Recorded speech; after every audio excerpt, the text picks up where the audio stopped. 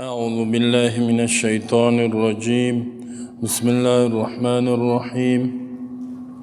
إن الدين عند الله الإسلام وما اختلف الذين أوتوا الكتاب إلا من بعد ما جاءهم العلم بغيا بينهم ومن يكفر بآيات الله فإن الله سريع الحساب. آیت 19 سورة آل عمران. در این سورت مقاصد اربعه که 4 موضوع محوری بود: اثبات عقیده توحید و رسالت، قتال بخاطر حاکمیت دین الله و انفاق فی سبیل الله، مال مصرف کردن. این 4 موضوعات بیان میکند. هدف در این صورت رد یک نوع شرک نصارا و انواع شرک رد میکند، خصوصا شرک نصارا یا مسیحی ها، عیسوی ها را که با امرای رسول الله مناظره کردن، این را رد میکند. و دیگه ای که جنگی که در احد صورت گرفت و مسلمان ها تکالیف دیدند، مسائل قتال را بیان میکند که در جنگ مؤمنین کشته میشن یا ضایع میشن، چه حالت است، چرا بعضی وقت مؤمنین شکست میخورن. بسیار حکمت ها را بیان میکنه که مؤمن دائم شکست نمیخوره، الله امتحان میکند. بعضی وقت شکست ولی پیروزی حتمی است. امتحان میکنه الله متعال، تکلیف ها را میاره ولی تکلیف هم بخیر مؤمن است. در آیت قبلی الله اعلان کرد که شهید الله انه لا اله الا هو، خبر دادگی است، الله حکم کرده، بیان کردگی است که غیر از الله لا اله، انه الله ذات است که لا اله الا هو، نیست حقدار عبادت مگر الله. و الملائکتو، ملائکه شاهدی میتن که الله واحد است، معبود واحد در کائنات فقط الله است. و اولو العلم، اهل علم، صاحبان علم، کسایی که قرآن میفهمن، وحی سنت، اینام شاهدی میتن. قائما بالقسط، دیگه شاهدی میتن که الله به عدل استوار است، هیچ ظلم نمیکنه. لا اله الا هو العزیز الحکیم. علامه قرطبی در فایده از یک فایده را بیان میکنه در ارتباط می آیت، بسیار واقعا عجیب است که میگه در می آیت که شهید الله دلیل است به فضیلت علم، علم برتری دارد و شرف العلماء، علما برتری دارند، علما بسیار باعزت هستند پیش الله. چرا؟ فإنه لو كان أحد أشرف من العلماء لقرنهم الله باسمه و اسم ملائکته. میگه اگر کسی معزز می بود پیش الله از علما کرده، اگر کسی دیگه می بود لقرنهم، حتمی الله اینا را یک جای میکرد به اسم خود و اسم ملائکه. در اونجا دیدین شهید الله انه لا اله الا هو والملائکه، الله شاهدی میته و خبر میته، ملائکه شهادت میته، و اولو العلم، اهل علم الله به امرای خود و ملائکه یک جای کرده. کما قرن اسم العلماء، اسم علماء را الله یک جای کرده است.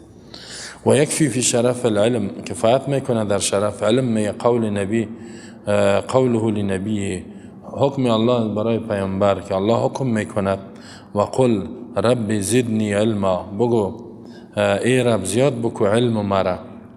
رسول الله تا مرگ علم طلب میکرد، الله برش گفت بگو که علم زیاد کن.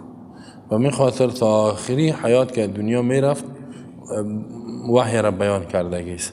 اما آخری احادیث عایشه رضی الله عنها روایت میکنه که رسول الله چی گفت؟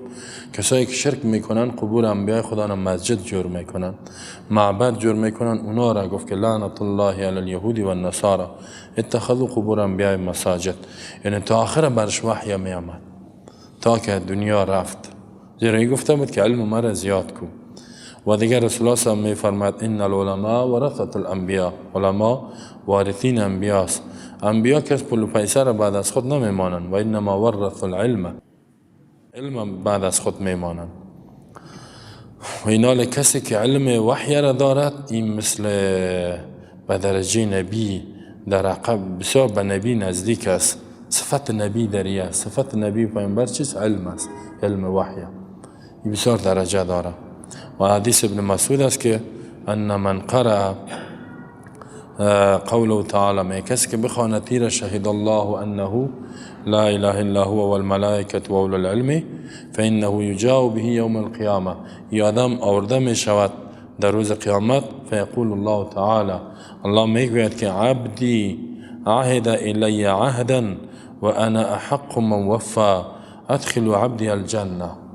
بنده ما یک عهد و پیمان کرد به ما که یعنی علم یاد گرفت و بیان کرد و عمل کرد. و انا احق، ما بسیار سزاوار استم وفا که ما پورا بکنم وعده خود را. یعنی او چیز وعده ای بود که ما به این مردم وعده دادیم که دخول اولی جنت. ادخل عبدی الجنه، بنده مرا در جنت داخل کنین. یه حدیث امام طبرانی در کبیر روایت کرده است، معجم الکبیر. باز یک شعرم بیان کرده بعض علما که عقل و علم میگه با دیگر اختلاف کردن که کدام ما بهتر هستیم. بالاخره میگه علم برتری حاصل کرد. عقل گفت که من فرق میکنم، گفت صحیح است و خوب و بده، ولی علم که بود راه درست میتونی درک کنی. تنها عقل کفایت نمیکنه به هدایت انسان. یعنی بسیار اونا مارکس، کارل یهودی که رهبر کمونیستا، لینین عقل داشتن، اما ای تو بیدینایی که از خالق منکر بودن. ولی فهمیده میشه که عقل انسان به تنهایی هدایت کردن نمیتونه. علم اگر نبود، روشنی وحی، هیچ انسان به راه درست نمیره.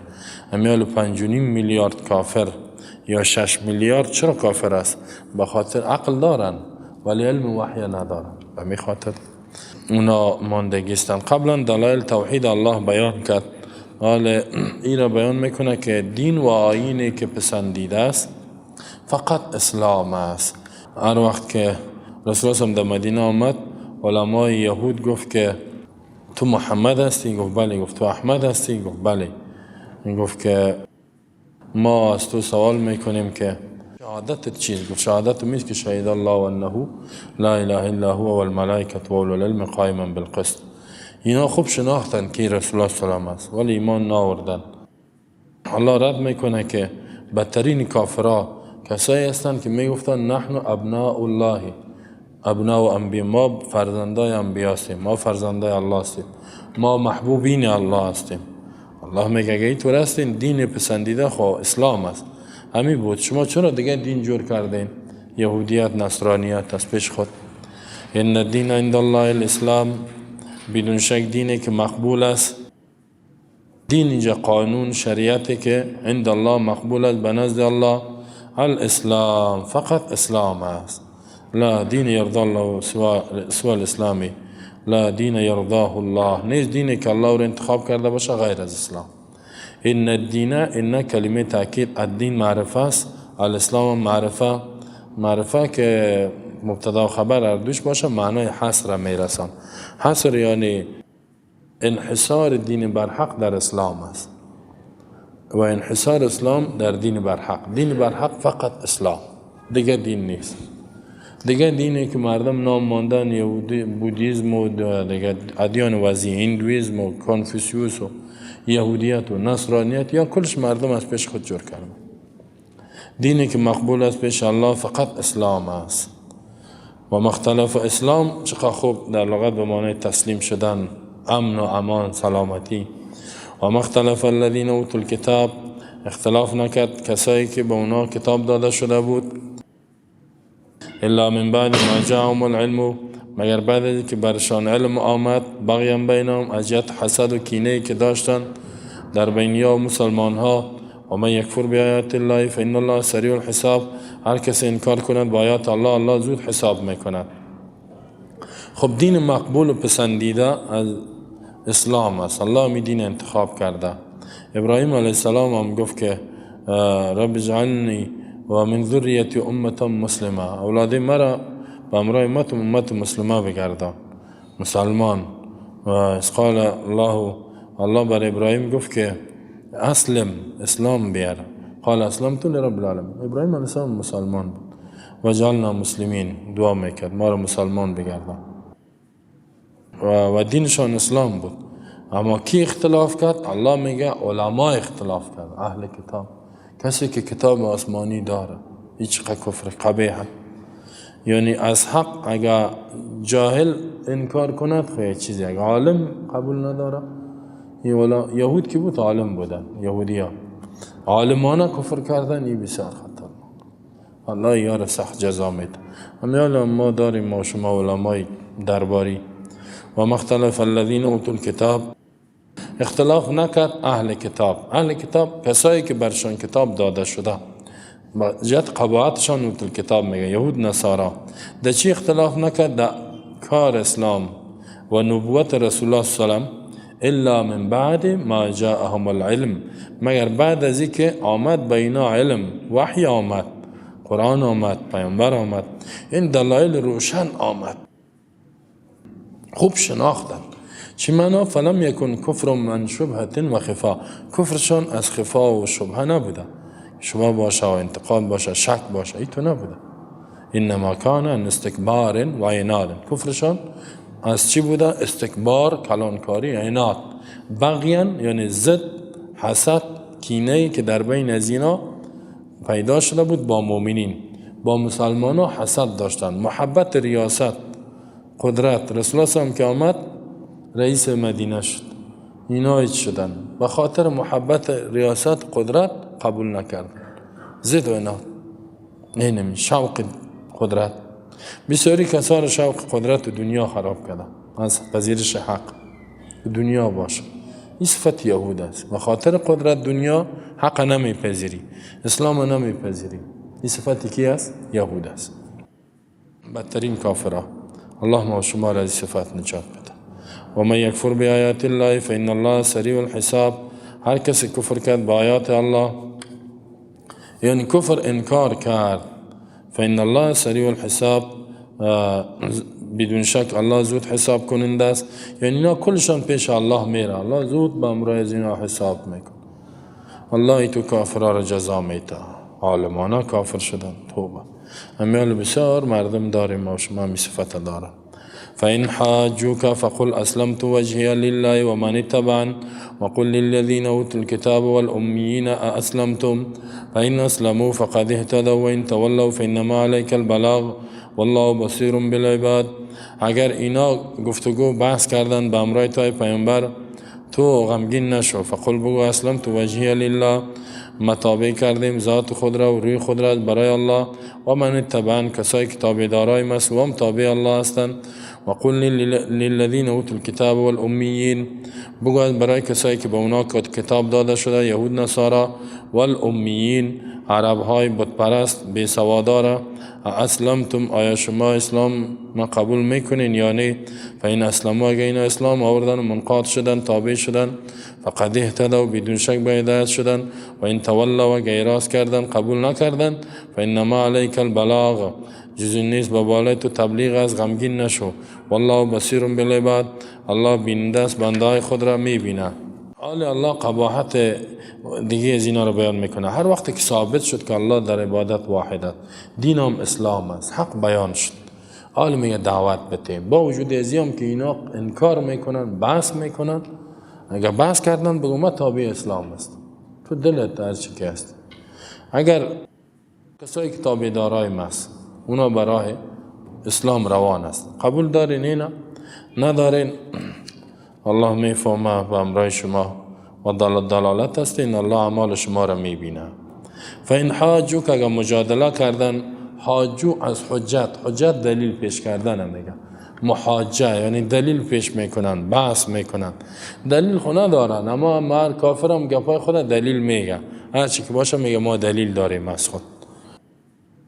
مجادله میکنن به امرای تو ای پیامبر محمد فی شأن دین، در ارتباط دین اسلام، کی دین حق نیست، یهودیت است یا نصرانیت است یا کمونیسم است یا سکولاریسم و غیره. فقل بگو ای پیامبر اسلمت وجهی لله، ما بنده الله هستم، تابع کردیم روی خود را، توجه خود را برای الله، کل توجه ما برای الله. وجه که تابع باشه کل بدن می باشه تابع، وجه ما، روی ما، تواناییم کلش برای الله است، یعنی به کل وجود به الله تابع است و عبادت خالص برای الله میکن. اسلمت وجهی لله تا منقاد کردیم روی خود را ذات خود لله خالص برای الله، فقط عبادت الله را میکنیم، اطاعت برای الله میکنیم، رکوع سجده با الله میکنیم. این تو ذاتی که شریک نداره، زن نداره، اولاد نداره. و من تبعا، و کسایی که تابع داریم، یعنی من خود را تابع کردیم و من کسای اتبعنی که تابع داریم من کردن. سه کجا قرآن شهادت میده به ایمان صحابه. چقدر جایا میآید، بسیار جایا میآید. افسوس به دشمنای صحابه، کسایی که با صحابه دشمنی دار. رسول الله صلی میگه این هم آیات های مدنی است، نه در این بعد از جنگ احد نازل شده. میگه تابعدارای ما اسلمت وجهی لله و من اتبع، ما هم تابع کردیم روی خود را ذات خود را بر حکم الله منقاد تابعدار هستم، هر فرمانی که الله صادر میکنه قبول دارم. و تابعدارای ما هم میتور است، به ملت اسلام است، منقاد هستند. یعنی ما و شما باید همیتو باشیم. و خود صحابه بود، ما و شما که میگیم ما به منهج صحابه میریم باید همیتو باشیم. و قل للذین اوتوا الکتاب والامیین اسلمتم، و بگوید برای کسایی که به اونا کتاب داده شده، یهود نصارا، والامیین، امی منصوب به سیوم بی سواد. عرب ها مشهور به امی بودن، اکثرش بی سواد بود، عالم هم داشتن ایتو ولی علم کم بود. امیین یعنی بت پرستای عرب، کافرای بی کتاب. اوتوا الکتاب کافرای با کتاب، یهود نصارا. کافرای بی کتاب مشرکین مکه و دیگران، حالی هندوها و بودایزم و کنفوسیوس و این قدر کمونیسم و سیکولاریسم، این کافرای بی کتاب است. چی بگوید برای از اینا؟ اسلمتم یعنی دعوتشان بده، آیا اسلام شما قبول میکنین یا نه، یا در کفرتان باقی میمانین، در حالی که دلایل براتان آمده که واجب میکند که شما اسلام قبول کنین. فاین اسلامو، اگه اینا اسلام آوردن و قبول کردن و منقاد شدن به دین الله، کتاب الله، مثل که شما اسلام آوردین، فقط اهتدوا، بدون شک اینا به هدایت شدن، بر خود نفرسانیدن و ضلالت نجات یافتن، از تاریکی های کفر نجات یافتن. اگه اینا اسلام آوردن، تابع شدن، منقاد شدن مثل شما، فقط اهتدوا، بدون شک به هدایت شدن. و این تولوا، اگه اینا اعراض کردن، اسلام ناوردن، قبول نکردن، مثل که دیگه کافرای اعراض کردگیست، در کفر خودان باقی ماندن، تو غمگین نشو، فلا تحزن. چرا؟ فانما علیک البلاغ، جزی نیست، با بالای تو واجب رساندن است. با بالای تو فرض واجب چیست؟ تبلیغ است، رسانیدن قرآن و سنت است. بس در این جمله تسلیس به رسول الله صلی الله علیه و آله. این که قبول نمیکنه تو غمگین نشو، کافر از دنیا کافر تیر میشه، بان تیر شد. والله بصیر بالعباد، الله میبیند بندهای خود را. اینجا تخویف از این جمله، یعنی الله میبینه که کی برای درست روان است، برای هدایت، کی برای ضلالت روان است. الله که میبیند، عالم است به تمام احوال مخلوق، پس جزا میتشان، جزایشان میته. و اگر کفر بکنه و کسایی که ایمان آورد اونا رو نعمتها را الله برش میته. از رسول الله صلی الله علیه و روایت شدگیست که هر وقت پیامبر صلی الله علیه و میگه ای آیت خوان به اهل کتاب و قالوا گفتن اسلمنا، صحابه گفت که ما اسلام آوردیم. فقال علیه الصلاة والسلام، میگه رسول الله صلی الله علیه و به یهود گفت اتشهدون ان عیسی کلمت الله و عبده و رسوله. یهودی ها را شاهدی میتین، اعلان میکنین که عیسی کلمه الله است، یعنی به حکم الله پیدا شد، بندش است و رسولش است، پیامبرش است. فقالوا گفتن معاذ الله، پناه میخوایم که شاهدی را. این بیدینا میگفتن که عیسی که است ولد زنا است، پیامبر چیز میگفتن حرامی است. فقال النصارى، بل النصارى گفت، نصارى مسیح و عیسوی، اتشهدون ان عیسی عبد الله و رسوله، شاهدی میتین که عیسی بنده الله است و رسول پیامبرش است، یعنی ابن نیست. فقال گفتن معاذ الله، یعنی پناه میخوایم از الله که تو شاهدی، ای تو عقیده کنیم ما که بندهش است و رسولش. ان یکون عیسی عبدا لله، به می خاطر الله گفت و این تولوا، اگر اینا اعراض کردن، اینی آیت گفت نازل شد فانما علیک البلاغ، اینا قبول نکردن. همین دعوت برش داد نه رسول الله صلی الله علیه و و قل الذين اوتوا الكتاب والامین اسلمتم و اسلام میارین و گفتن نه ایران نمیاریم. اونا چی گفتن؟ عیسی ابن الله است، عیسی خودش الله است، وی تو کافر. و افراد کردن، اینا تفرید کرده بار عیسی، هر دوش کافر شد. افراد تفرید در اسلام نیست، ممنوع است. ان الذين يكفرون بآيات الله ويقتلون النبيين بغير حق ويقتلون الذين يأمرون بالقسط من الناس فبشرهم بعذاب علیم.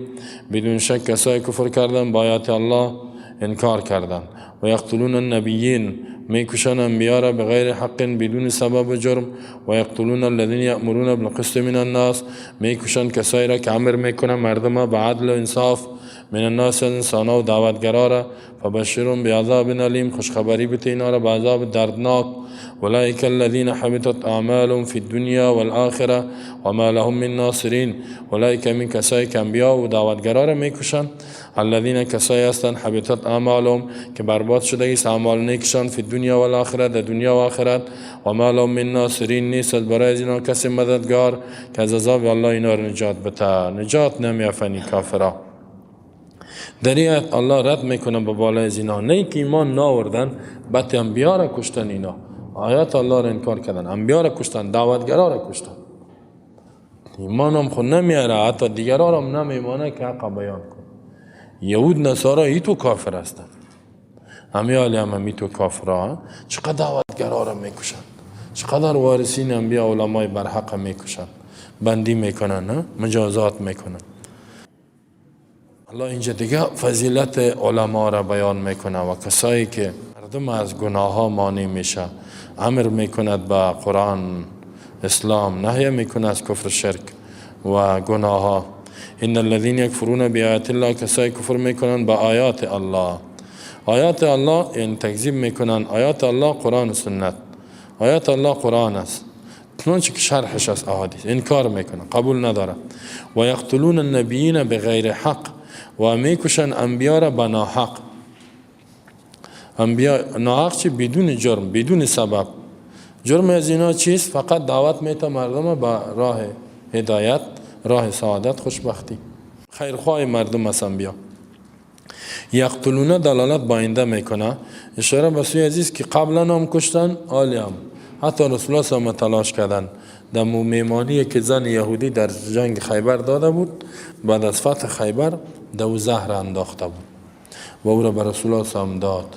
باز گفت چرا این کار کردی؟ گفت من گفتم اگر تو نبی برحق باشی نمیموری، اگر نباشی از غمت بیغم میشی. اینطور. و رسول الله هم با مؤثار زهر که در وجودش بود، با مو اساس، با مو از دنیا رفتگیش. یا انبیات خاتم النبیین ای کافرها کشتن. و یقتلون النبیین، میکشن انبیا را بنا حق. باز اینجا مفسرین میگه ابن کثیر هم الیهود قتلوا زکریا، زکریا علیه السلام قتل کردن، کشتن. و ابنه یحیی، یحیی علیه السلام بچه خالی عیسی علیه السلام. و قتلوا انبیاء الله، انبیاء الله را، شمعون و حزقیل و ارخیا و بسیار انبیاء. ابن کثیر میگه قتلت بنو اسرائیل، میگه کشت اولاد یعقوب یهودیا 300 نبیین، 300 پیامبر کشتن. و در یک روایت میگه که در سر صبح 43 پیامبر کشتن، 43 نبی را سر صبح کشتن. الله بیش از 100 دعوتگر روان کرد دیگر، او آرام کشتن.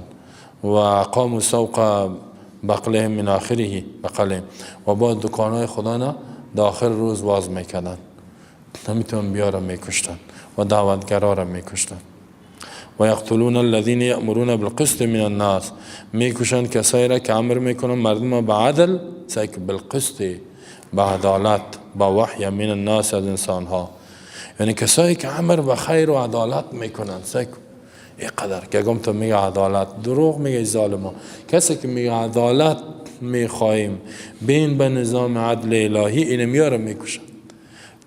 کسایی که مردم به عدالت دعوت میداد، اینا را میکشن. الله از این فهمیده میشه که دعوتگرا را بعد از انبیاء الله آورد. دیدین چقدر درجه داره. انبیاء را کشتن، کسایی که امر مردم به عدالت و انصاف با وحی میکردن، اینا را کشتن. انبیاء مردگیست در راه دعوت و دعوتگرا علمای برحق هم مرده. موی بسیار درجه داره، بسیار شهادت از شهادت. رسول الله میگه افضل الجهاد، کلمت الحق عند سلطان جائر.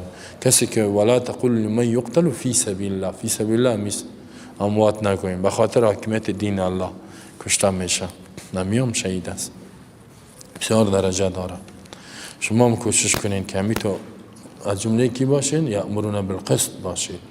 خیر است اگر مردین بسیار درجه، بیز مرگ تعیین است، از پیش نمیموری، مرگ دم وقتش میرسه که در راه حق انسان مرگش بیاد. ای بسیار درجه داره.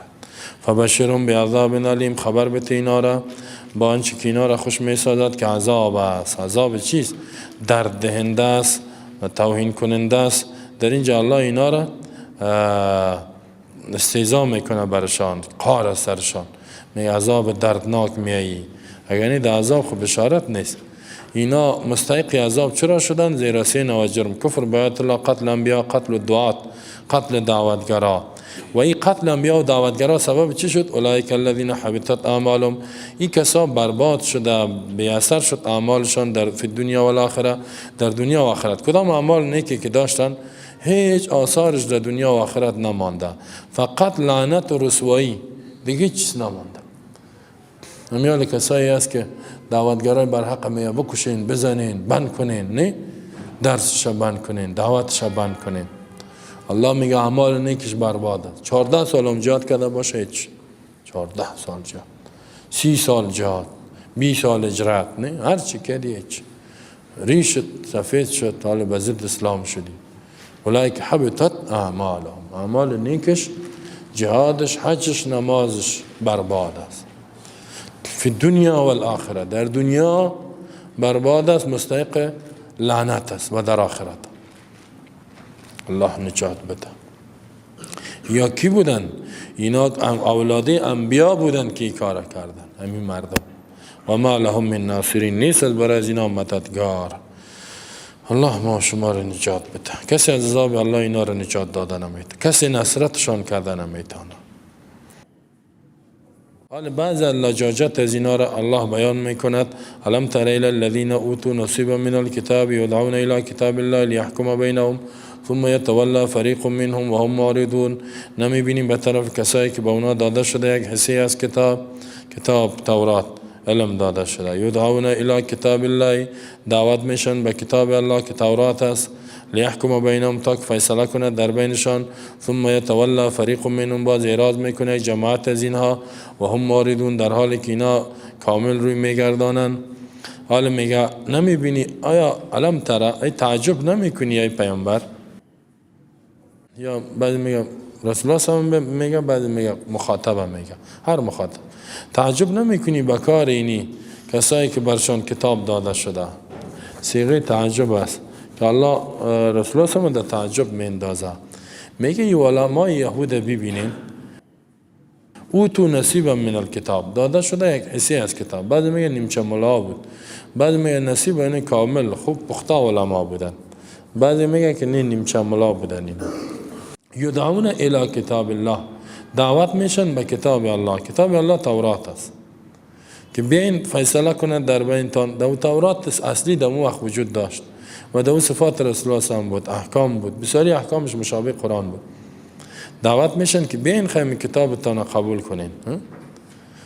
چی میکنن اینا؟ یدعون الی کتاب الله لیحکم بینهم، تا قضاوت و فیصله کنه در بینشان. بیاین که این کتاب خودتان در بینتان فیصله کنه که شما برحق هستین یا نه، همین عقیده تان صحیح است یا نه، یا اعمالتان صحیح است یا نه. یا چی میکنن؟ ثم یتولا، بعد از اعراض، بعد از که دعوت داده میشن، اعراض میکنه یک جماعت کلان از یا بزرگترین جماعتشان از قبول حکم دستور الله، و هم معرضون، در حالی که اینها تاکید از اینجا همیشه اعراض. طبیعتشان چیست؟ طبیعتشان عدم قبول حق، قبول حق رد کن، با باطل اصرار کردن، با باطل محکم بودن. مفسرین در اینجا واقعه یهودیا را بیان میکنه که فیصله را برد یهودیا به رسول الله صلی الله علیه و یک کسی زنا کرده بود. در کتابشان همی بود کسی که زنا کنه، مرد باشه خانم داشته باشه، خانم باشه شوهر داشته باشه، جزایش چی است؟ جزای سنگسار. در کتاب خودشان بود. اینا فیصله را آوردن به رسول الله صلی الله علیه و که آوردن لما زنا منهم اثنان، دو نفرشون زنا کردم، فحکم علیهما بالرجم، رسول الله هم گفت سنگسار میشه، ببره سنگسارش کن. فعبوا، اینا انکار کردن، گفتن نه. گفتن لا نجد فی کتابنا الا التحمیم، ما در کتاب خود پیدا نمیکنیم، در تورات ما در تورات کتاب ماست نیست مگر تحمیم، روی سیاه کردن است، رویش سیاه کو، سر خر سر چپا بشان بگردم، اینی است. فجیع رسول الله بیارین تورات، فجیع به تورات، آوردش به تورات، فوجد فیها الرجم، رسول الله سمدهی رجم پیدا کرد. حتی یک عالمش آورده بود دست دم سر آیت رجم مانده بود، این تو میگفت این صاحب سایکو، باز عبدالله ابن سلام عالمش بود، گفت دست زیر بالا، دستش بالا کرد که آیت رجم پنهان کرد، آیت رجم پیدا کرد. فروجی ما با رسول الله ببرین سنگسارش کن. سنگسار شدن، اینا غضبناک شدن. الله للتشنیع، یعنی تقبیحشان کرد، یعنی دعوت میشن به کتاب، یدعون الی کتاب الله، به کتاب الله تورات خودشون دعوت داده شدن، تا که فیصله کنه باز اعراض کردن. مثل که یک مشابه از اینا بعضی میگه که چیز است، نه امی میلاد تجلیل کردن، مثلا یک مثال کوچک است، مثال ها زیاد داره دیگه، مثال های کتر نمیگم، خردش میگم. خب وقتی که میگیم میلاد بدعت است نیست، میگه وید این احترام پیامبر است. خب قرآن قبول نداری، سنت قبول نداری، ما کتاب های مذهب خدا، خواست کتاب مذهبش برش بکن نشان بده، قبول نمیکن. فتاوای حقانیه را برو سکو، دارالعلوم حقانی میگه بدعت قبیح است. دیگه بسیار فتاوای رشیدیه، کلانترین مفتی دیوبند، مفتی کفایت الله یا دیوبندی خدا میگیرن، نه قبول نمیکن. یا کسی را بگوی که میگه من با قانون فیصله میکنم، اینه کتاب الله، بیا قبول کن، میگه نه، میره در دیگه کتاب، نه اصل خواهشات است. خب این کسایی که زد و اینا داره، هر قدر که برش از کتابش نشان بدی قبول نمیکن، زدی و عنادی استند. ذلك بأنهم قالوا لن تمسنا النار إلا أياما معدودات وغرهم في دينهم ما كانوا يفترون فكيف إذا جمعناهم ليوم لا ريب فيه ووفيت كل نفس ما كسبت وهم لا يظلمون. ذلك عذاب بأنهم بسبب عزیز که یهودیا قالوا گفتن لن تمسنا النار، هرگز به ما آتش نمیرسد، هیچ، الا بالفرض اگر برسد ایام معدودات، یک چند روز شمار کرده شده می باشد. و غرهم فی دینهم، فریب داده سینار دینشان، ما کانوا یفترون، قصای که اینا جور کردن به الله، افترا و دروغ جور کردن. فکیف اذا جمعناهم لیوم لا ریب فیه، چگونه است حالت از اینا وقتی که جمع کنیم اینا را، لیوم در روز لا ریب فیه که نیست شک در آمدنش، و وفیت کل نفس ما کسبت و هم لا یظلمون، پورا داده میشه هر انسان او اعمالی را که کسب کرده و هم لا یظلمون، ظلم نمیشه به بالای از اینا.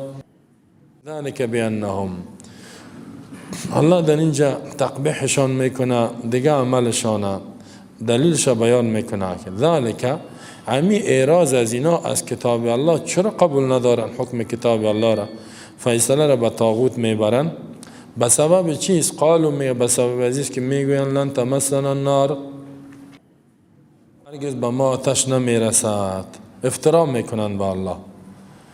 و دیگه میگن ما بچای انبیا هستیم، آتش به ما هیچ نمیرسد، الا اگر بالفرض برسه ایام معدودات، یا چند روز شمار کرده شده، 40 روز که گوساله را پدرای ما عبادت کرد، یا 10 روز یا 15 روز، دیگه نیست. سعی کنین. الله میگه ای عذاب به این خاطر است که اینا دیگه گناهشون است، گناه میکنن با میگن ما در آتش نمیریم. چرا ما سید هستیم، ما اولاد انبیا هستیم، اگر بریم یک چند روز است. اکثر مردم افغانستان هم میتونه است، نه گناه کدام میره، چیزی جرم جنایت، اگر بگویش در آتش میری خودت، میگه نه نمیریم، اگر بریم یک چند روز میریم با پیامبر شفاعت ما را میکنه، نه تو میگه. الله میگه ما در کجا گفتیم که جرم جنایت کده برو، حتی کفر شرک کده برو با تو را در جنت میبرم، در کجا گفتیم؟ و غرهم فی دینهم، فریب دادگی سینا در دینشان، ما کانوا یفترون، آن افترایی که اینا میکنن به الله، افترایی که میکنن اینمی افترای اینا را فریب دادگی است. فریب دادگی است اینا را در دینشان چیزهایی را که اینا افترا کردن. افترا یعنی با الله دروغ جور کردن که شرک میگه شرک بکو با عقیده شرکی دنیا برو و هم چند روز. مثلا اگه این کافرها 60 سال کفر کردن بگن ما در جهنم نمیریم مگر در 60 سال کفر ما میریم بعد از جنتی میریم. نه، الله میگه با عقیده کفری دنیا رفتی به همیشه در جهنم است. که برای چند روز می باشی.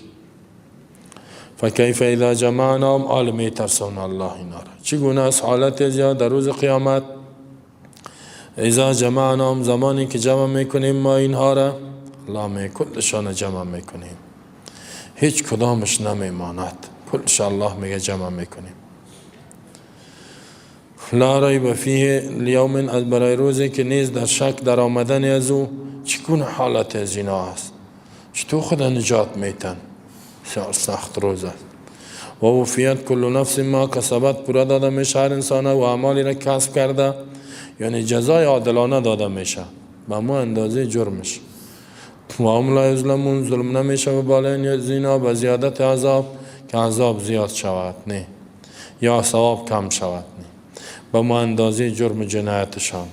اندازه چیه؟ کفر شرک بود ابد و همیشه. زیرا اگه اینا در دنیا 1 میلیارد سال برش عمر داده شد اما قدر کفر میکنن.